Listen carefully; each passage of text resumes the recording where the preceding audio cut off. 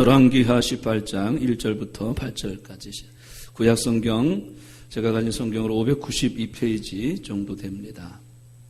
성경을 펴시고 함께 보시는 중에 오늘 이 말씀은 8절, 8절이니까 제가 한 절 읽고 여러분들이 같이 함께 교독해서 봉독했으면 좋겠습니다. 성경을 봉독하는 것도 예배 시간에 큰 은혜인 줄로 믿습니다. 준비되셨나요? 18장 1절 제가 먼저 보도록 하겠습니다. 이스라엘 왕 엘라의 아들 호세아 제3년에 유다 왕 아하스의 아들 히스기야가 왕이 되니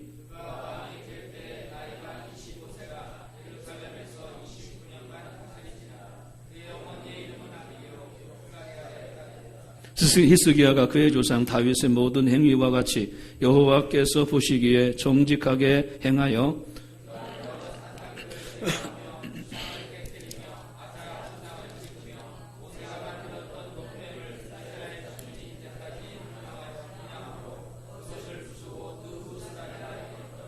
히스기야가 이스라엘 하나님 여호와를 의지하였는데 그의 전후 유다 여러 왕 중에 그러한 자가 없었으니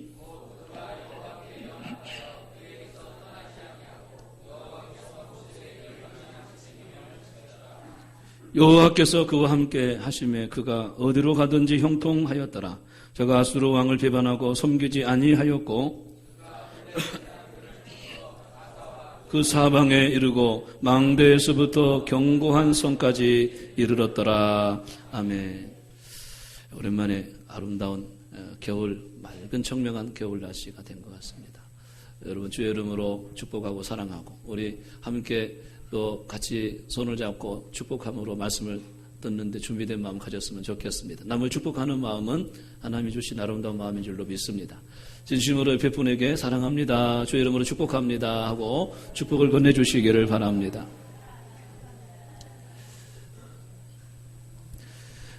오늘 말씀의 주제는 지금은 여호와를 의지할 때다 하는 제목으로 말씀을 같이 나누려고 합니다.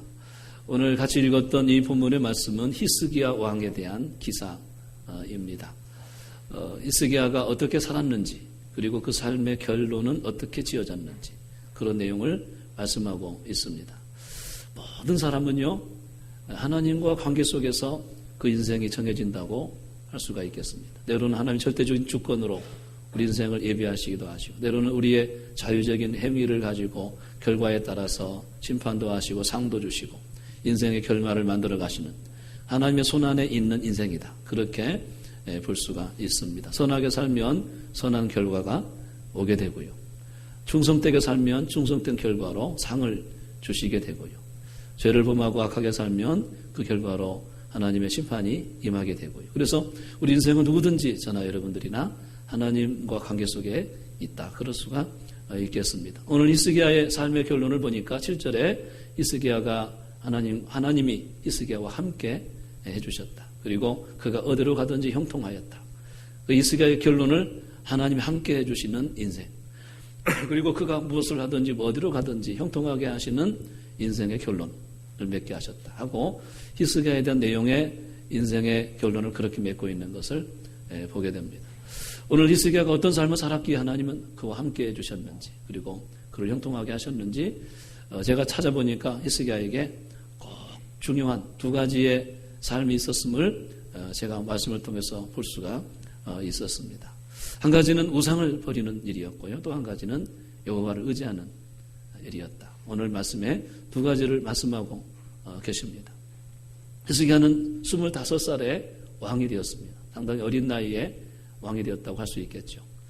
그가 29년 동안 유다 왕으로서 하나님을 섬겼다. 이렇게 말씀합니다. 25살에 왕이 되었다면 상당한 어린 나이인데 그리고 그 통치 기간이 상당히 긴 기간 29년 동안 통치를 했다고 말씀합니다. 그 기간 동안에 히스기야가 했던 일 두 가지가 있는데 방금 말씀드린 대로 철저하게 우상을 없애는 일이었습니다. 그 아버지가 있는데 그 아버지는 아하스라는 왕이었는데 그 아버지가 얼마나 우상을 많이 만들었는지 몰라요. 산당이나 푸른 나무 또 언덕 그리고 산당을 지어놓고 거기에 주상을 세워놓고 목상을 만들어놓고 거기에 분향하게 하고 섬기게 만드는 심지어 예루살렘 성전 앞에까지 우상을 만들어 놓는 그런 무지몽매한 왕이 아버지 아하스라는 왕이었어요. 그래서 온 백성이 우상에 빠지게 되고 나라는 큰 어려움에 직면하게 되었어요. 그때 히스기야가 왕이 됐는데 아버지가 죽고 왕이 되고 나서 히스기야가 첫 번째 한 일이 전국에 있는 우상을 없애는 작업을 하게 됩니다. 지금까지 없어지지 못했던 산당도 히스기야는 과감하게 산당을 다 불살라서 태워버리고 없애버립니다. 그리고 산당 안에 있는 주상을 깨뜨렸다고 했고 아세라 목상을 다 찍어냈다고 말씀하고 있습니다. 자, 그 모습이 굉장히 우리 눈에 선하잖아요. 지금 이제 우리나라도 우상이 많이 있는 나라라고 할 수 있겠는데 그 개혁을 일으켰다는 건 쉽지 않은 개혁이죠. 많이 반대도 있을 것이고 종교적인 어떤 문제도 발생했을 것이고 많이 어려움이 있을 텐데 그 이야기는 하지 않았지만 하여튼 모든 산당을 없앴다는 거예요. 주상을 억지로 막 깨뜨렸다는 거예요. 노수로 만든, 은으로 만든, 금으로 만든 그 주상들이 있거든요. 그걸 여지없이 그냥 부순 거죠. 깨뜨린 거죠. 목상을 도끼로 막 찍어낸 거죠. 이게 무슨 신이라고 이걸 앞에 무슨 분양을 하느냐고 막 찍어낸 거죠. 더군다나 그때까지 모세가 만들었던 노뱀이 있어요. 노뱀. 제가 한번 출애굽기 강의할 때 말씀드렸죠. 노뱀을 쳐다본 적 나왔다고. 그 노뱀이 그때까지 보관되고 있어서 백성들은 그 노뱀이 무슨 효용이 있는 것이냐 거기에 분양을 하고 있을 때 그 노뱀까지도 부숴버리고 그것은 누우스트단이다. 노조각에 불과하다고 그 우상도 없앴다고 말씀하고 있습니다. 전 칼빈 선생은요, 뭐가 우상인가, 우상숭배란 무엇인가를 규정을 했는데요. 눈에 보이는 만들어진 형상을 섬기는 것, 그게 우상이다. 이 땅에 사람들은 하나님은 안 보이잖아요. 그러니까 뭔가를 만들어 놓고 그걸 숭배하는 우상이 많이 있는 거죠. 여러분 불교의 절에 가게 되면 부처상이 그냥 가운데 탁 위험스럽게 이렇게 손을 내밀고 저는 어렸을 때 절을 참 많이 갔어요. 선운사라고 소풍을 맨날 거기 보내고 그래가지고 절을 그냥 이웃집 다니듯이 다니고요. 친구도 스님이 친구가 하나 있어요. 우리 집에 늘 뭔가 얻으러 오면 어머니는 애야 그애 잘해줘야 된다. 그 머리 깎고 승복 입고 우리 집에 항상 저랑 같이 잠을 자는 친구도 아닌데 친구라고 저는 이제 말을 하는데 걔만 왔다 가면 뭔가 없어져요. 그런데도 엄마는 괜찮다. 근데 그가 어느 날 30살가 보니까 거기에 있더라고요. 거기서 또 저를 구경시켜준다고 도서람까지 올라가서 막 이거 이러 봐라 저 봐라 하고 제가 절간을 그렇게 많이 다녔잖아요. 바위 위에도 뭐 형상을 만들어 놓고 뭐 말이 뛰어가가지고 날아가가지고 탁 주저앉은 장소가 거기 말자국이 나와 있는데 여기 앞에 기도를 하면 낫고 뭐 온갖 우상들이 많이 보이는 것을 다 만들어 놨잖아요. 보이는 거 형상을 만들어 놓고 그 돌에 불과하고 노조각에 불과한데 그걸 무슨 신인 것이냐 만들어 놓고 형상을 만들어 놓고 섬기는 것 이것이 우상이라고 말하고요. 또는 다른 신을 섬기는 것. 지금 이제 불교를 제가 말했습니다만 요즘 IS 이슬람 단체가 얼마나 세계적인 뉴스거리가 되고 있어요. 그런 신이 어디 있어요? 테러를 일으키고 사람을 죽이는 것이 정당하다고 말하는 신이 어디 있냐고. 그런데 그런 신을 또 섬긴다면 그것도 우상이다. 칼빈은 만들어진 형상을 숭배하는 것도 우상이고 다른 신을 섬기는 것도 우상이고 한 걸음 더 나아가서는 하나님을 잘못 섬기는 것도 우상입니다. 바른 신앙을 가지고 바른 양심을 가지고 오늘 다윗을 보니까 여호와 보시기에 정직하게 행했다고 3절에 다윗의 길로 행해서 히스기야는 여호와 보시기에 정직하게 진실된 마음으로 하나님을 섬겨야 되는데 그런 바른 신앙, 바른 마음을 가지고 성경적인 하나님을 바로 섬겨야 되는데 하나님을 섬긴다 해도 잘못 섬기면 그것까지도 우상이다. 칼빈 선생은 그렇게 말씀을 했다고 자료에 보니까 그렇게 돼 있더라고요. 그 규정은 정말 잘된 우상에 대한 잘된 정리다 생각이 됩니다. 히스기야는 조금이라도 여호와 신앙에 입에 대는 것은 다 부쉈던 거예요. 오로지 여호와 신앙. 여호와 하나님 중심 여호와 중심 하나님만 외쳤던 왕이 있다면 히스기야 왕이었다는 거예요. 어떤 신도 조금이라도 용납하지 않았다는 거예요. 그리고 보이는 우상들을 그냥 찍어낸 거죠. 다 불살라서 없애고 부수고 다 철폐한 거죠. 더 나아가서는 바른 신앙을 가지려고 전 국민들에게 말씀 운동을 일으키고 성경적인 하나님, 조상적 때부터 말씀하신 그 말씀 안에 있는 하나님을 알게 하려고 온전한 신앙을 세우려고 하는 이런 노력을 히스기야가 기울였음을 말씀하고 있는 거예요. 여러분, 성경에 보니까 우상이요, 한 걸음 더 나가는 우상을 말하는데 마음의 우상도 있다고 그렇게 말씀했어요. 마음에 골로새서 신약성경 3장 5절의 말씀 보니까 탐심도 우상이다.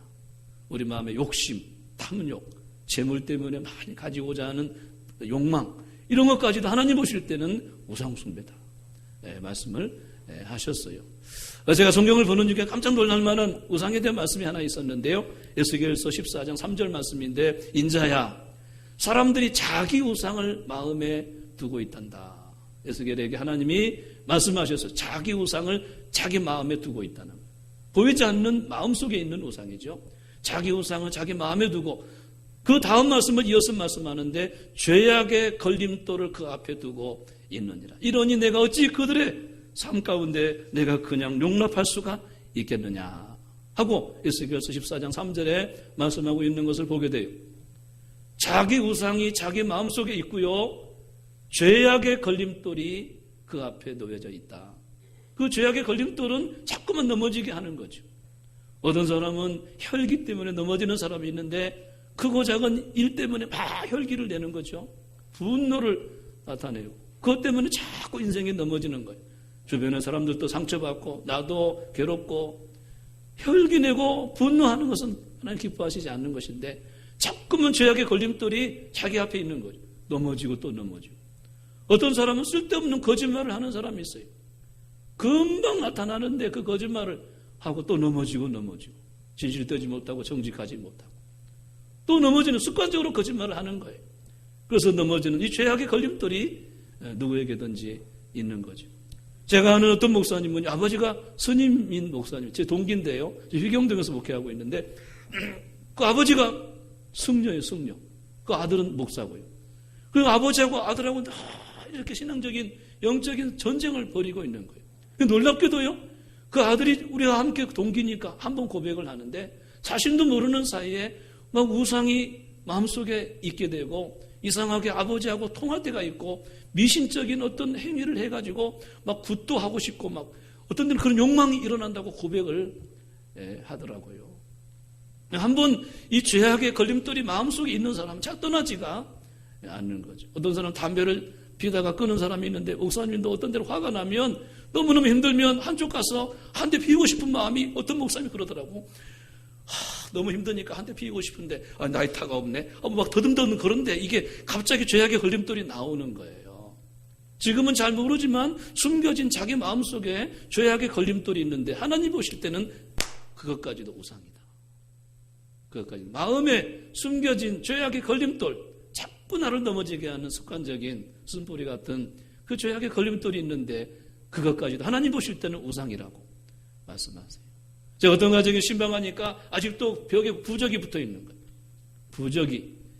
그래서 왜 부적을 붙여놓고 있었어요? 그랬더니 시어머니가 그냥 사왔어요. 저거 1,000만 원 더 주고 샀어요. 목사님 떼면 큰일 나요. 시어머니 오시면 저 언제부터 없어지면 큰일 나요. 그래가지고 막 벌벌 떨고 그러는 거예요. 시어머니 오시면 뭐 그냥 어떻게 하다가 그냥 떨어졌다고 이야기해라. 내가 떼라 했더니 무서워서 못 뛰겠다는. 뛰면 뭔가 재앙이 올까 봐서 무서워서. 떼려면 목사님이 떼주세요. 내가 떼도 괜찮겠어? 그래서 그 목사님이 떼면 괜찮겠대.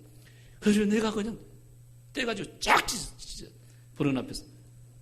일부러 그냥 쫙 한번 찌고 또 한번 쫙 또 찢었어요. 아무것도 아니야 이거. 종이 조각에 불과한데 그게 무슨 복을 주고 무슨 힘이 있다고 부적을 붙여놓고 1,000만 원 그거 주고 사가지고 붙여놓고.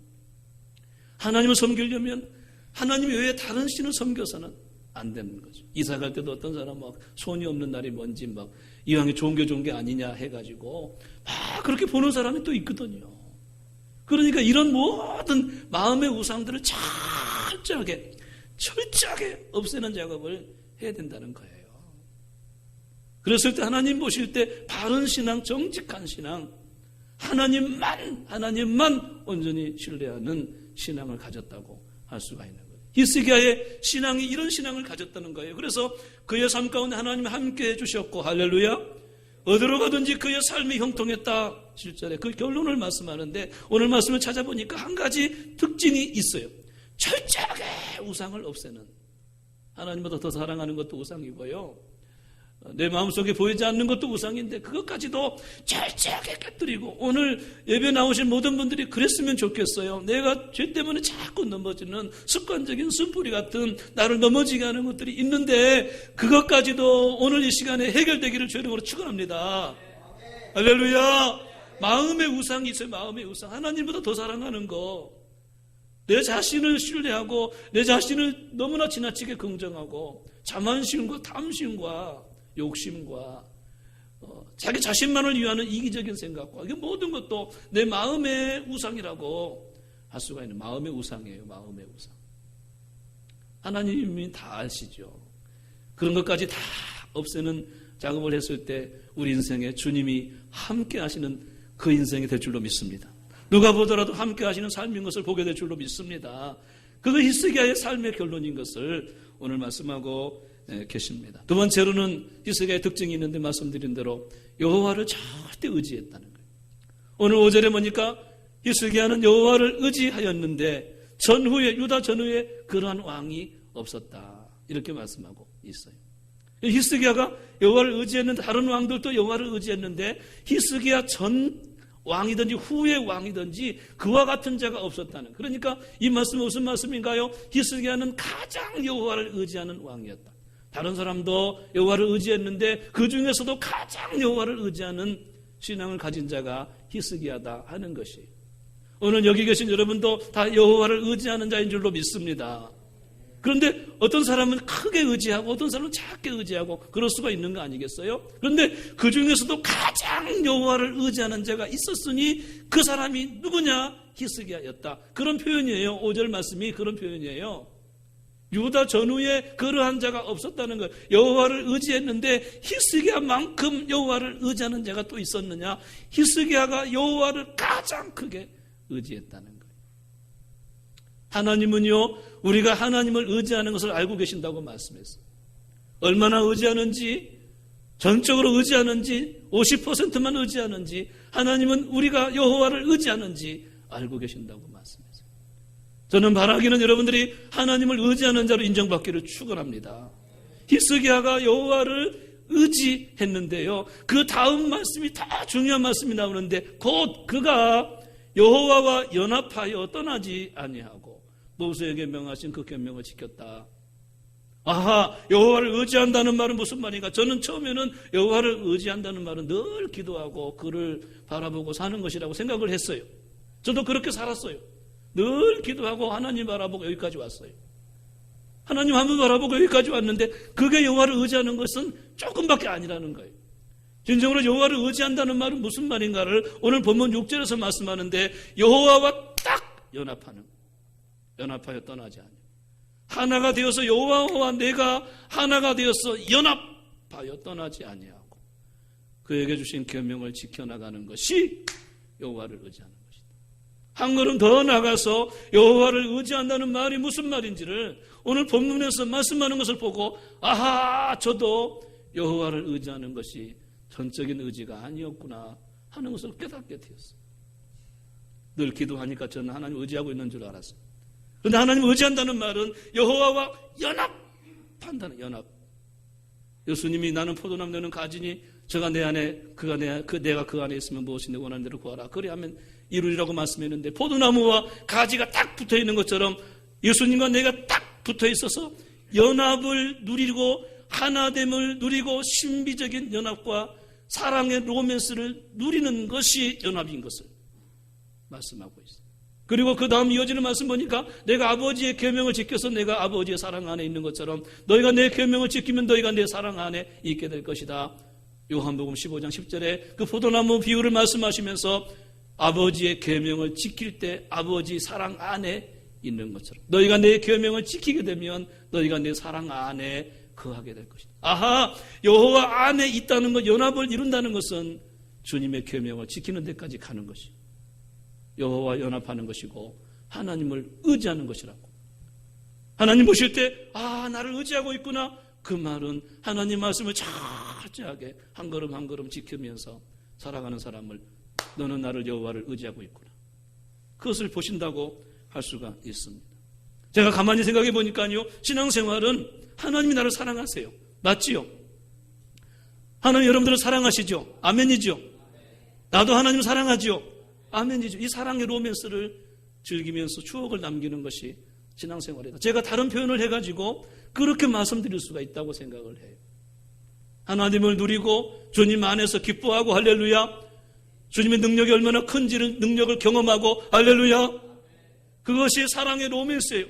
주님이 나와 함께 하시고 내가 주님과 함께 하고 주님 나를 사랑하시고 내가 주님 사랑하고 할렐루야.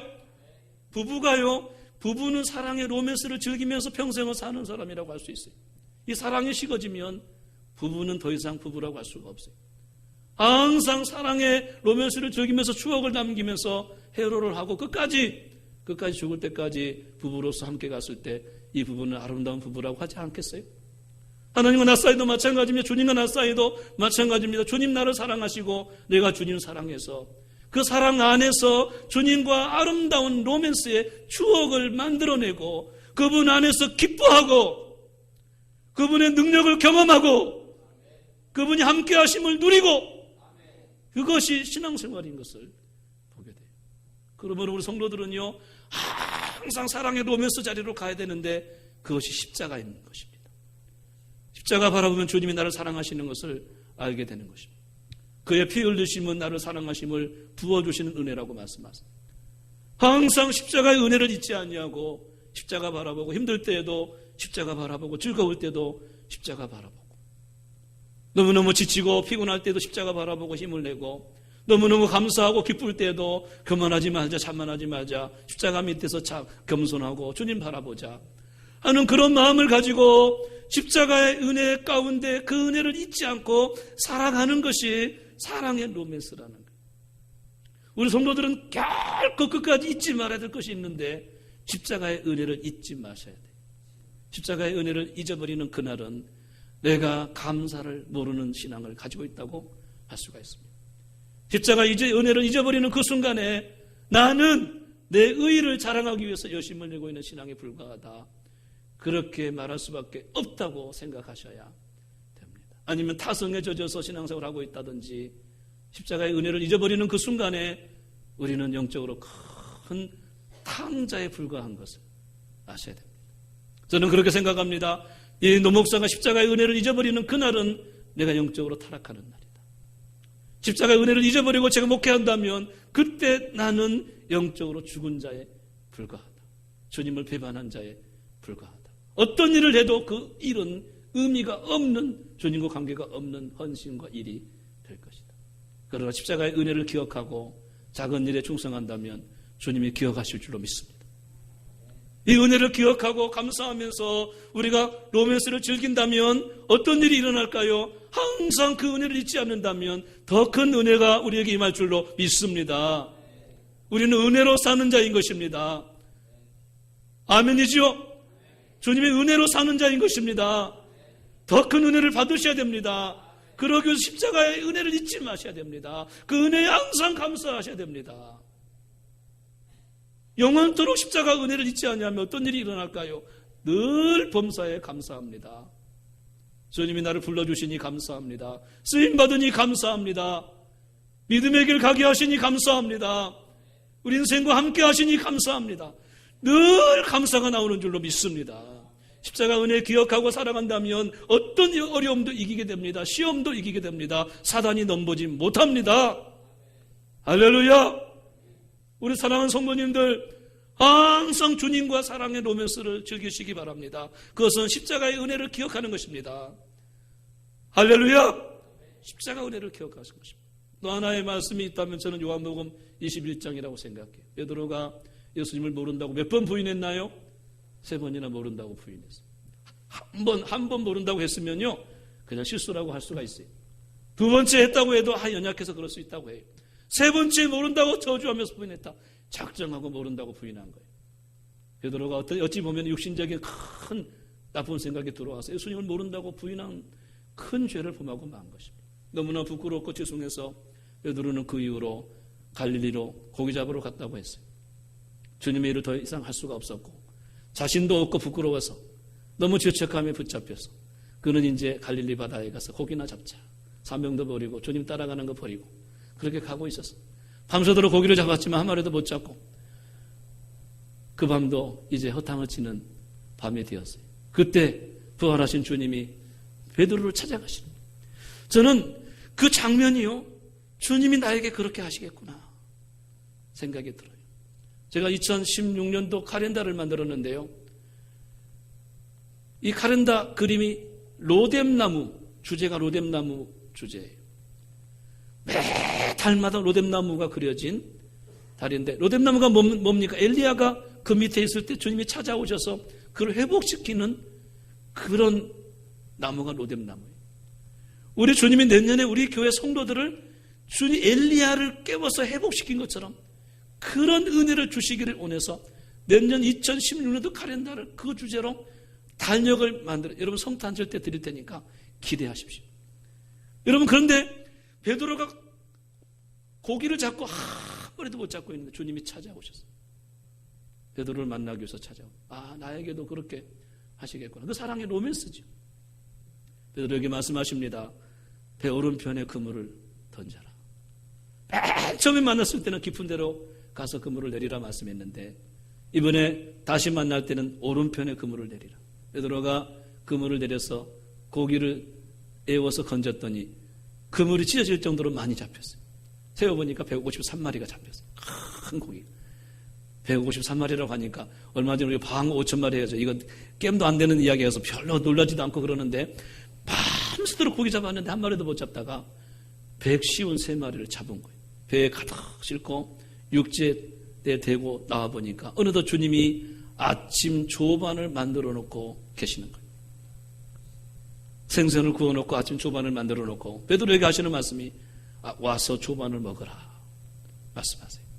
제가 만약에 아내한테 아침에 일찍 제가 일어나가지고 아침 조반을 만들어 놓고 여보 일어나서 아침 먹어요 한다면 얼마나 감동적일까. 한 번도 그렇게 못했지만 생일 때도 미역국도 못 끓여주고 완전한. 제가 요즘에 어디 인터넷 보니까 미역국을 끓이는 아주 쉬운 방법이 있더라고. 사서 그 뜨거운 물에다 붓기만 하면 미역국이 되는 것이 있더라고. 이제 자신감이 조금 생기기는 했습니다만 우리 주님이 아침을 만들어 놓으시고 베드로가 밤새도록 일했으니 얼마나 피곤하고 배고팠겠어요. 아침을 지어 놓으시고 베드로에게, 실망한 베드로, 부끄러운 베드로에게 와서 조반을 먹어라 말씀하는. 베드로는 아무 말 없이 밥을 이렇게 먹고 생선을 먹고 밥을 먹고 있는. 밥을 먹는 동안에 주님은 아무 말씀을 하지 않아요. 저는 그 생각이 들었어요. 먹는 때에는 뭐도 안 건드린다고요? 조금도 말씀하지 않았어요. 밥을 다 먹을 때까지 주님이 기다리고 계십니다. 조반을 먹은 후에 주님이 입을 열어서 베드로에게 말씀을 건네는데 시몬아 네가 나를 사랑하느냐 그 한마디를 건네시는 거예요. 저는 그 말씀을 보면요, 이것이 주님이 나를 사랑하시는 사랑의 로맨스구나 생각이 들어요. 네가 나를 사랑하느냐. 베드로가 대답합니다. 주님 그러하오이다. 내가 주님을 사랑하는 줄 주님이 아시지 않습니까? 솔직하게 내가 주님을 사랑하는 것을 주님이 아시지 않습니까? 그렇다면 내 양을 먹이라 사명을 주십니다. 그렇게 하기를 3번이나 반복하시고 사랑을 확인하시는 주님의 모습이 나옵니다. 사랑하는 성도 여러분, 우리 주님이 우리에 대해서 그렇게 하신다는 거예요. 믿습니까? 그때 우리가 그렇게 대답하시기 바랍니다. 주님, 다 같이 주님 그러하옵니다. 내가 주님을 사랑하는 줄, 다 같이 내가 주님을 사랑하는 줄을 주님이 아시나이다. 할렐루야. 그 이후로 베드로는 사명을 가지고 나에게 또 신뢰를 주는구나. 내 양을 먹이라고 다시 사명을 주시는구나. 그 자체가 감사한 거죠. 나를 인정해 주시는구나. 나를 또다시 세워주시는구나. 나 같은 이렇게 3번이나 모른다고 부인했던 이 파렴치함에게 다시 나에게 인정해 주시고 사명을 주시는구나. 너무나 감사해서 그는 목숨을 걸고 복음과 함께 남은 생애를 던지게 되는데, 그것이 주님과 연합하는 능력을 경험하게 됩니다. 그가 한번 설교했더니 3,000명이 회개하고 주께로 돌아오는 것을 경험하게 됩니다. 그가 한번 예수 이름을 외쳤더니 한 번도 못 걷는 안진병이가 일어나서 걸어가는 기적을 경험하게 됩니다. 그가 한번 무릎 꿇고 기도했더니 죽은 자가 살아나는 역사가 일어납니다. 그림자라도 지나가면 병든 자가 일어납니다. 주님의 능력을 경험하게 됩니다. 땅끝까지 복음을 증거하고 로마까지 가서 복음을 증거하는 아름다운 인생, 주님과 함께하는 로맨스를 즐기는 그 능력을 나타내고 하나님 안에서 기뻐하는 아름다운 삶을 살게 되는 것이, 이것이 신앙생활이구나. 이것이 주님을 의지한다는 말이구나. 주님과 연합해서 떠나지 아니하고 그의 계명을 지켜. 히스기야가 그렇게 살았다는 것입니다. 주님과 연합했다는 것입니다. 사랑의 로맨스를 계속 즐기고 있다는 것입니다. 주님 나를 사랑하시고 나 주님 사랑하고 주님 떠나지 아니하고 주님 안에서 연합해서 주의 계명을 지켜나가면서 살아가는 것이, 이것이 여호와를 의지한다는 거예요. 이것이 여호와를. 여러분, 히스기야가 왜 여호와를 의지하는 남달리 여호와를 의지했을까요? 한 가지 원인이 있다면 그에게 수없는 고난이 있었기 때문에 여호와를 의지했다. 왕이 된 지 5년 만에 그는 북쪽 이스라엘이 아수르에게 정복당하는 슬픔을 맛보게 됩니다. 우리나라로 말하면 북한이 중국에게 정복을 당했다는 의미예요. 북한이 중국에게 정복을 당했다는 말은 무슨, 남한에도 위기가 왔다는 거 아니겠어요? 히스기야 왕 5년째 북이스라엘이 아수르에게 정복을 당하게 됩니다.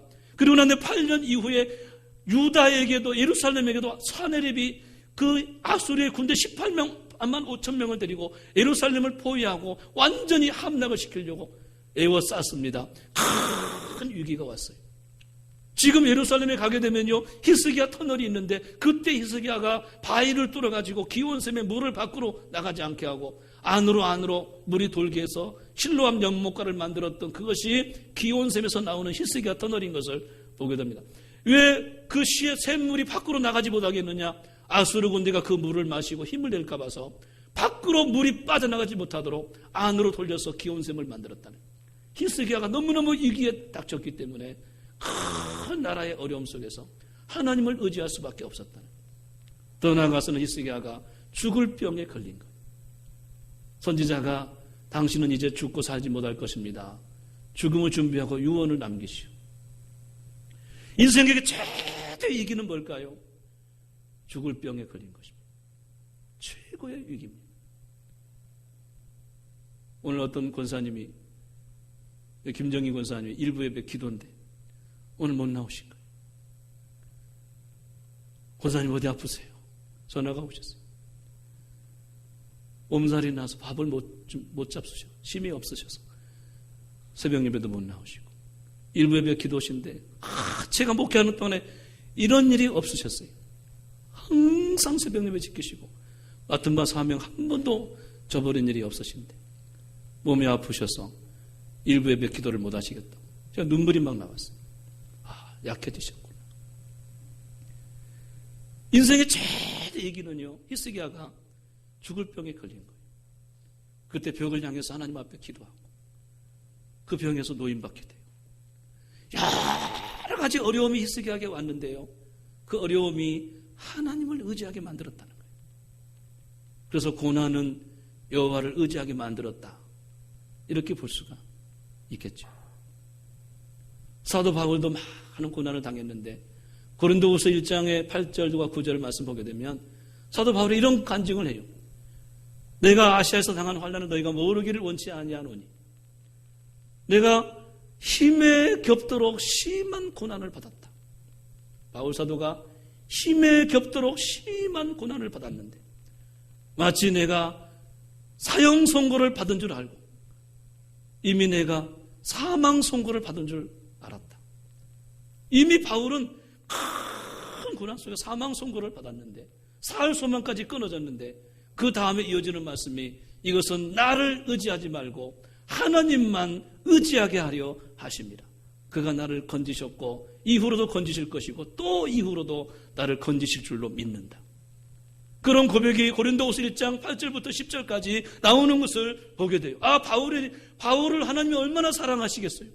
땅끝까지 복음을 위해서 주님을 위해서 완전히 세계를 던진 바울 사도가 왜 그렇게 어려움을 당할까요? 그것은 한 가지 원인이 있다고 바울은 해답을 찾았는데, 내가 사흘 소망까지 끊어지고 사형 선고를 받은 줄 알았는데 심한 고난을 받아서 내가 견딜 수 없는 심한 고난을 받고 있는데, 그 이유는 나를 의지하지 말고 하나님만 의지하게 하심이라, 그걸 깨달았다는 거예요. 그걸 봤을 때 하나님을 의지한다는 말이 어떤 말인지를 크게 배우게 되는 거죠. 간단한 문제가 아니구나. 하나님을 의지한다는 말이 이렇게도 많은 연단과 훈련을 통해서 얻어지는 결과가 하나님을 의지한다는 것이구나. 그런 생각이 들었습니다. 저는 운전할 때요, 조심해야 될 사람들이 있다면 오토바이 쪽이라고 생각해요. 항상 긴장이 돼요. 운전하다가 오토바이가 나타나면, 또 나타났구나. 긴장이 되네. 팍팍팍팍팍팍팍. 요즘 젊은이들은 오토바이가 얼마나 깊은, 아주 값비싼 오토바이가 있는지 딱 그냥 바퀴도 두껍고 소리도 그냥 팍팍팍팍팍 해가지고 걔들 나타나면 아주 아찔아찔해. 언제 차하고 부딪힐지 막. 그래서 조심히, 천천히 속력을 줄여가지고 빨리 가라, 빨리 가. 오토바이 가고 나면 운전하고. 정말 이게 위험한 게 오토바이. 여러분, 어떤 오토바이 쪽이 나타났는데 뒤에 여자친구를 태운 것 같아. 그래가지고 오토바이 빡빡빡빡빡빡빡 가는 거예요. 그러더니 처음에는 여자친구가 남자친구 그 운전하는 오토바이 옷을 잡고 있는데 살짝 잡아, 이렇게만 잡고 가는 거예요. 속력이 빡빡빡 하니까 이제 이렇게 옆구리를 이렇게 잡아, 하니까 어머 이렇게 잡아. 야, 얘가 오토바이 쪽에 얘가 여자친구를 이렇게 하려고 속력을 내는구나. 저는 한 번도 오토바이를 안 타봤는데 오토바이를 보니까 그런 거예요. 속력을 꽉 내니까 그냥 꽉 껴안아가지고 꽉 연합해서 가는, 그것을 즐기려고 속력을 내는 거겠죠. 저는요, 하나님이, 죄송합니다 하나님 오토바이 줄 것 같다고 생각해요. 왜 우리에게 어려움을 주실까? 하나님을 다 껴안으라고. 할렐루야. 처음에는 하나님을 이렇게 잡아, 손가락을 이렇게 잡아, 이렇게 꽉. 저는 가끔 새벽에 그런 생각을 했습니다. 하나님이 저에게 그냥 가난과 질병을 끊이지 않고 주셨어요. 어렸을 때부터 가난과 질병, 지금도 가난과 질병 떠나지 않고, 항상 사역에 어려움도 있고. 그런 하나님, 내게 새벽 기도, 하나님 너무 그러지 마시오. 제가 쓰러지면 안 되잖아요. 하나님 너무 그러지 마세요. 왜 그렇게 어려움을 주세요? 따져서 물어봤어요. 그때 하나님 저를, 목사야, 여호와를 의지하여라. 그것 때문에 어려움을 주신다고. 한 가지 이유 때문에 제가 다른 것 의지하고 나 자신을 의지하고 그럴까 봐서. 사랑하는 성도 여러분, 히스기야는 여호와를 의지해서 그 생의 결말을 말씀하십니다. 하나님이 함께 주셨고 그가 어디로 가든지 형통하였다 말씀하시고 있습니다. 지금은 여호와를 의지할 때라고 믿습니다. 한번 다 같이 크게 외쳐봅시다. 지금은 여호와를 의지할 때다. 하나님 보실 때 내가 여호와를 의지하고 있다. 어떤 누구보다도 여호와를 의지하고 있다. 그런 인정받는 사람이 되기를 바랍니다. 옆에 사람하고 한번 깨우면서, 지금은 여호와를 의지할 때입니다. 시작.